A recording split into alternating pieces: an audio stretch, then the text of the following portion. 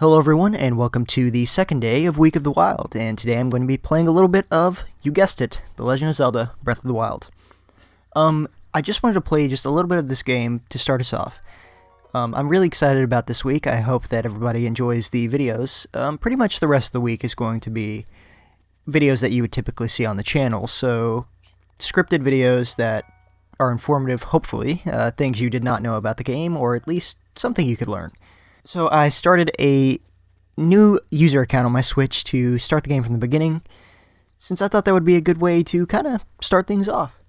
So yeah, I want to talk a little bit about my first impressions of Breath of the Wild versus what I think of the game now.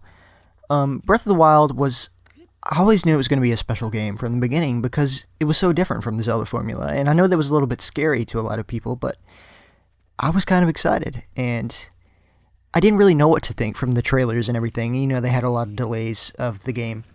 And it was supposed to come out on Wii U, but they announced the dual release on the Switch and the Wii U, which made sense since the Switch was their new major console. Breath of the Wild was it really shook things up for the Zelda formula, because there wasn't really a Zelda game that was this open, and the only thing I can think of that is as close to this, as close to Breath of the Wild as it could be, would be the very first Zelda game on NES.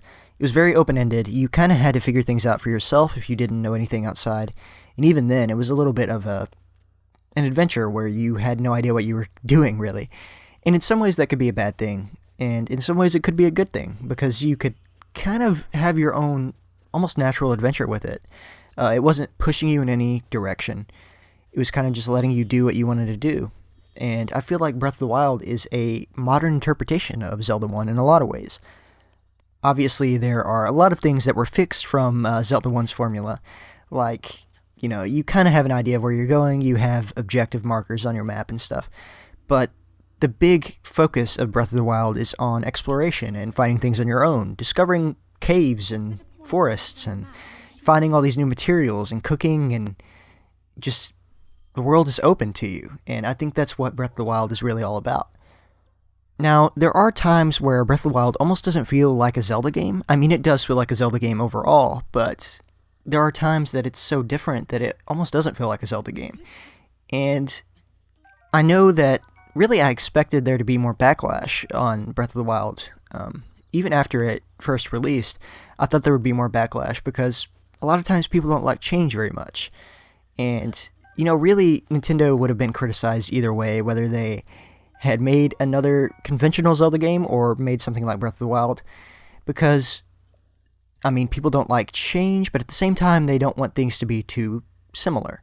And I can get both sides of that.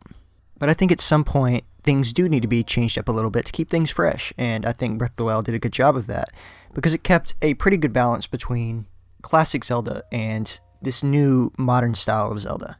Another aspect of Breath of the Wild that I really enjoyed was the ruined Hyrule, the Hyrule of many, many years later. Basically, it gave you a more natural environment. It allowed you to move around an area that wasn't, like, super populated. The older Zelda games were never, like, super crowded or anything. It wasn't like a city, but it was like a medieval-style thing. But they weren't this open, and it's because of technological advances that they can make a map this big. But at the same time, I feel like it's a whole lot less linear. That's obvious as soon as you play the game. And the ruined world of Hyrule is really cool because you can see things that you remember from the series, but at the same time, it gives you like this natural world. There's not much in the game that seems to be, how should I put this, altered by people. At the same time, you get, you know, ruins to explore and places that people were, and they have the whole thing with the Sheikah and the Guardians and everything. So if you like exploring like ancient places that were once populated, Breath of the Wild is also a good game for that. In a lot of ways, I feel like they're taking cues from Bethesda games like Fallout and the Elder Scrolls series, because there's this big open world, and there are little quests you can get and things like that. So you have your elements of exploration, and you also have elements of structured RPG storytelling. And I wouldn't consider the Zelda series as a whole to be a series of RPGs, but rather kind of a mix of adventure game and RPG, if that makes any sense. Now, there are a few drawbacks of Breath of the Wild being open-ended, and I feel like Nintendo handled those the best that they could. The story, obviously, is not as emphasized in the game, and that's because, the main focus of the game is exploration and kind of adventure. So there weren't a whole lot of cutscenes outside of the memories, and I think that's why they structured the story the way they did. Link has been asleep for 100 years, and he has to find the memories of his past life, I suppose, because he's forgotten those in the process of being asleep for 100 years. So the memories, in a way, tell a lot of the story, and I think that's pretty cool. I really like the cutscenes that they had with the memories.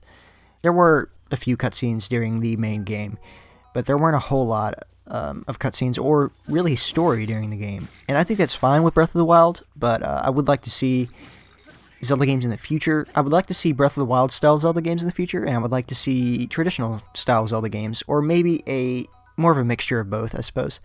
And if you tune in for the rest of the week, I will be covering a few things like some of the locations from the previous Zelda games that you can see in Breath of the Wild. Some of these might be confirmed. I feel like a lot of these are confirmed, and some of them are based around theory, but I would like to cover both, so you'll see that in that video. I think Breath of the Wild is a really fascinating topic, and that's why I wanted to devote quite a few videos to it. So I hope you guys are enjoying these. And the schedule will hopefully even out soon. I know there's been a lot of issues with the schedule recently, and that's because there's been a lot of stuff coming up in just life.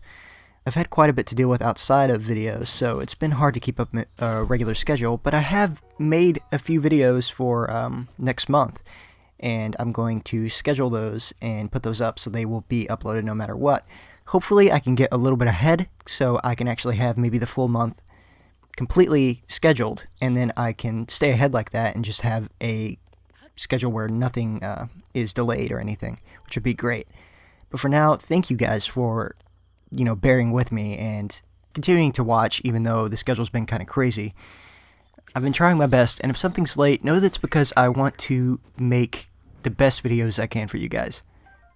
Anyway, that's all for today's video. I feel like I addressed everything I kind of wanted to before we get into the big videos of this week. Thank you so much for watching, and I will see you in the next video.